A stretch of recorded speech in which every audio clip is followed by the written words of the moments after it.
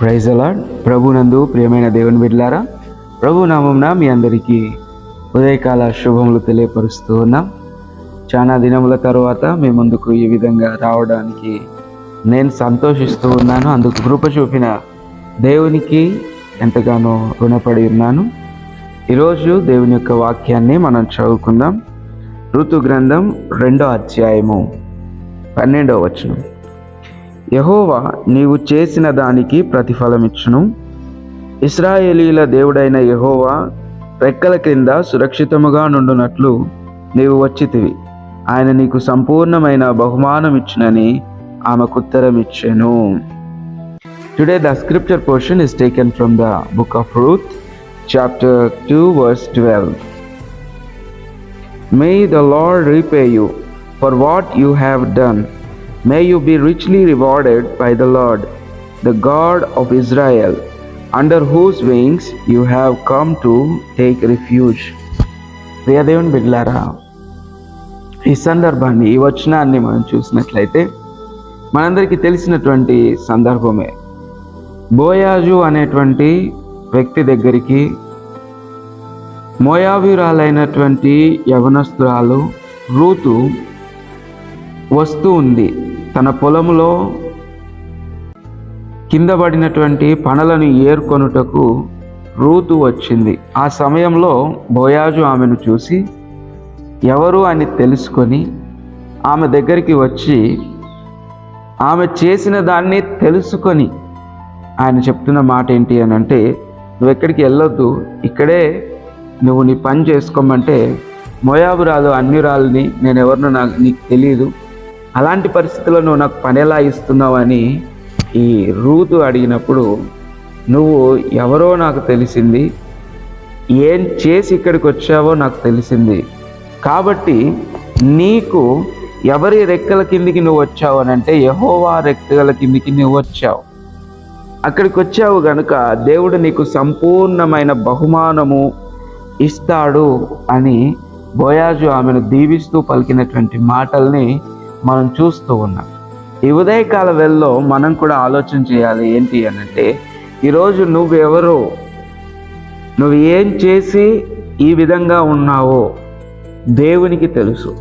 దేవుడు చూస్తూ ఉన్నాడు. చూసిన దేవునికి సమస్తము తెలుసు గనుక నీ విధానాన్ని బట్టి దేవుడు ఏం చేస్తాడు అనంటే నీకు బహుమానము సిద్ధపరుస్తూ ఉన్నాడు. జ్ఞాపకం ఉంచుకోవాలి. ఈ దినము నీ పరిస్థితిని బట్టి దేవుడు నిన్ను దీవించాలి, దేవుడు నిన్ను నడిపించాలి అని అనుకుంటున్నప్పుడు నువ్వు దేవుని వాక్యానికి లోబడాలి. నీ విధి విధానాలు మార్చుకోవాలి. నీ పరిస్థితి అంతా దేవునికి అనుకూలంగా నువ్వు పెట్టుకోగలిగితే ఈరోజు దేవుడు నిన్ను దీవిస్తానని జ్ఞాపకం చేస్తూ ఉన్నాడు. రూతు మనకి ఒక మంచి ఉదాహరణగా ఉంది. అటువంటి రూతును జ్ఞాపకం చేసుకుంటూ తను పడిన కష్టాలను తలపోసుకుంటూ మనం కూడా మన పరిస్థితిని దేవుని ముందు, దేవుని రెక్కల కిందికి మనం రావడానికి ప్రయత్నం చేయాలి.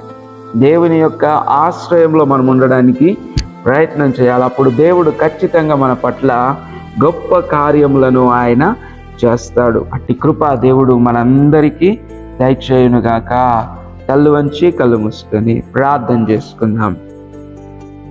ప్రేమ నమ్మకం కలిగిన మా ప్రియ పరలోకపు తండ్రి, మీ అమూల్యమైన శ్రేష్టమైన నామంను బట్టి మీకు వందనములు, స్తోత్రాలు. ఈ ఉదయకాల వేళలో ప్రభువా, నీ ప్రియ బిడ్డలతో మాట్లాడిన ఈ మాటను మీరు జ్ఞాపకం చేసుకొనండి. రూతు ఏ విధంగా అయితే బోయాజు చేత దేవుని వరములో దీవించబడిందో, ఇదిగో తండ్రి మమ్మల్ని అందరినీ మీరు జ్ఞాపకం చేసుకోనండి. నీ కృపలో నాయన ప్రభువా, మేమందరము బహుమానం పొందుటకు, దీవించబడుటకు నీ సహాయం మాకు దయచేయమని దేవా, నీ గొప్ప హస్తాలకు ఇదిగో తండ్రి ప్రార్థనలో ఏకీభవిస్తున్న ప్రతి బిడ్డను అప్పగిస్తూ ఉన్నాను. అనారోగ్యంతో ఉన్న వారిని ముట్టండి, స్వస్థపరచండి.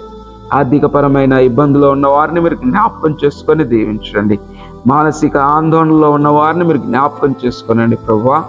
వారి హృదయాలతో మీరు మాట్లాడి నెమ్మది, సమాధానము దయచేయండి. అదేవిధంగా తండ్రి, ఎవరైతే వారి హృదయాల్లో ఎటువంటి ఆలోచన కలిగి నీ సన్నిధానంలో దుఃఖిస్తూ, విలాపిస్తూ నాయన ప్రభువా ప్రార్థిస్తూ ఉన్నారో వారిని మీరు జ్ఞాపకం చేసుకోనండి. నీ కృపలో మీరు బలపరచుమని ప్రార్థన చేస్తూ ఉన్నా. దేవాన్ని ప్రేమగల హస్తాలకు నాయన తండ్రి ప్రతి ఒక్కరిని అప్పగిస్తూ నజరేయుడు మా ప్రభువును రక్షకుడైన యేసుక్రీస్తు శుభనామంలో ఈ ప్రార్థన అడిగి వేడుకొంచున్నాం మా ప్రియ పరలోకపు తండ్రి, ఆమేన్.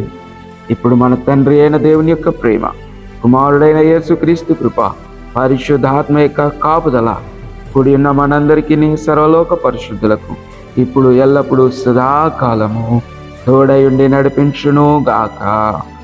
ఆమేన్. అందరికీ ప్రైజ్ ది లార్డ్.